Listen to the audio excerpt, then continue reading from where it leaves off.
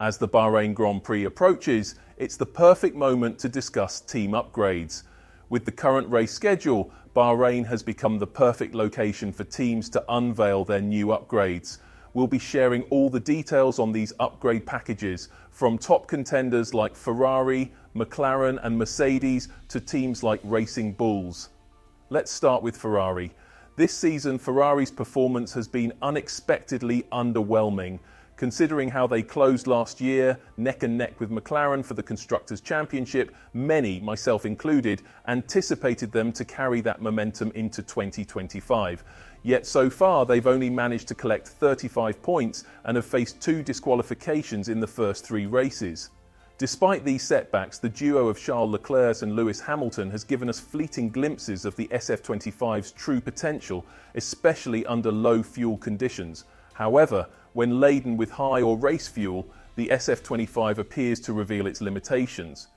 Ferrari is hustling to solve performance issues with their SF25 car and plans to roll out initial upgrades in Bahrain. The Bahrain International Circuit provides an ideal testing ground for the SF25 due to the availability of comparative testing data, despite the car's current limitations. The SF25 has been experiencing unusual understeering during races, particularly noticeable during Hamilton's drive at Suzuka. This issue surfaced after adjustments were made to preserve the car's plank, as confirmed by Hamilton post-qualifying. The problem stems from a stiff rear axle that limits load transfer. In response, Ferrari is planning some tweaks for Bahrain, focusing on both exterior and interior components. The first update features recalibrated rear suspension springs. Observations from races in Australia, China and Japan have highlighted the SF25's rear sagging, influencing plank wear due to inadequately firm rear springs. These springs fail to provide sufficient support to manage suspension movement effectively as fuel levels change. The proposed stiffer springs will curb unnecessary suspension travel irrespective of fuel load, optimizing the car's proximity to the ground, which is crucial for performance. Additionally, Ferrari intends to introduce a new underbody design at Bahrain. This includes a more compact diffuser base, aimed at enhancing the steadiness of downforce creation at the car's rear and thus widening the car's effective operational window across varied ride heights. There is also talk of a potential new front wing design, expected to harmonize with the updated floor. The new floor design might require a different airflow to function efficiently, and this is where the wing becomes crucial. Reports from Autoracer and La Gazzetta dello Sport suggest that Ferrari is modifying the car's side pods, specifically targeting the area around the undercut to boost the airflow through this vital section. In today's car designs, the floor operates optimally when it interacts perfectly with the car's body. I'm expecting these tweaks to debut in Jeddah, although they might be rolled out sooner. If Autoracer's insights hold true, these enhancements could unlock the SF25's simulator-predicted performance, pushing them to the front of the pack.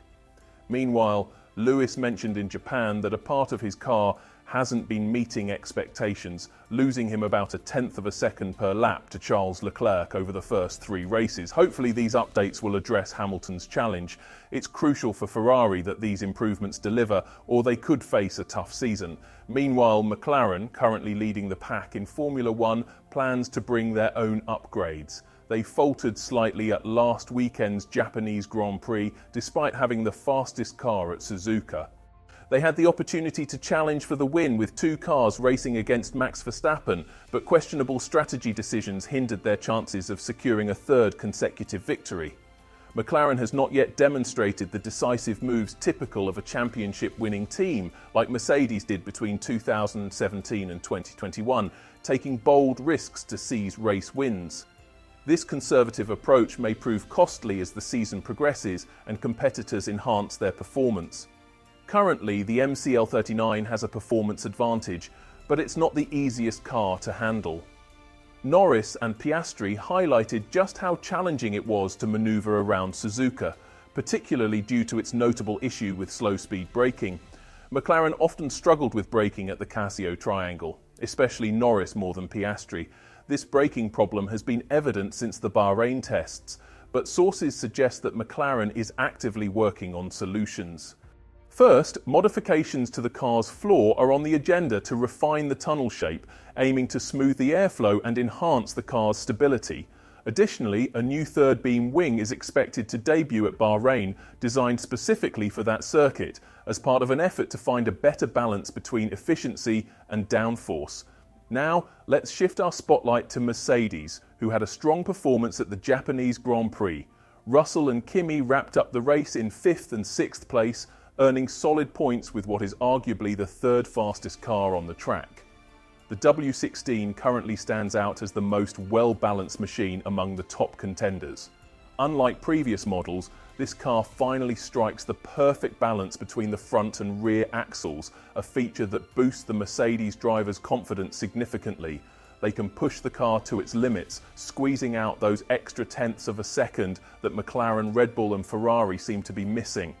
However, the W16 still trails by about 3 to 4 tenths from the leaders and doesn't quite reach the maximum downforce levels that McLaren and Red Bull achieve. This is the main area where the team needs to focus to enhance performance. According to Andrew Chauvelin, the trackside engineering director, Mercedes is diligently working on upgrades to close the gap with McLaren. Sources inside the Brackley headquarters indicate that the team is gearing up to roll out its first set of enhancements for the season at the Bahrain Grand Prix. The changes will involve adjusting the car's floor edge, allowing it to run closer to the ground and boost overall and peak downforce. The team plans to debut a new version of their front wing in Bahrain, featuring updated upper flaps and end plates designed to optimize airflow from the front to the car's underbody tunnels. This car appears to be significantly improved over last year's W15 model. If they can introduce an upgrade that bolsters performance without disturbing the car's balance, they might challenge the McLarens and potentially compete for race victories. I anticipate that Mercedes will bring back their Suzuka medium downforce wings for the Bahrain race, positioning themselves as strong podium contenders behind McLaren.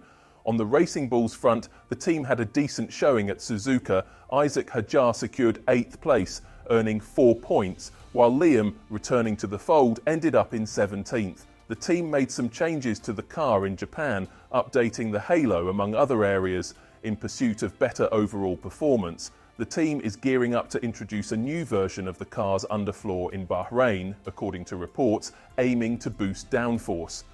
In terms of expectations, Hadjar is making waves with the RB car, which seems poised for a strong finish alongside Williams and Haas. With these enhancements on the horizon, are you excited about the Bahrain Grand Prix?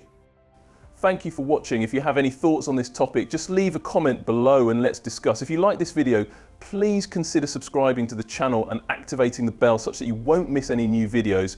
If you are into Formula One, you can check out my channel page. There are many more videos like this which you can watch in the meantime until a new video gets released. See you soon in the next video.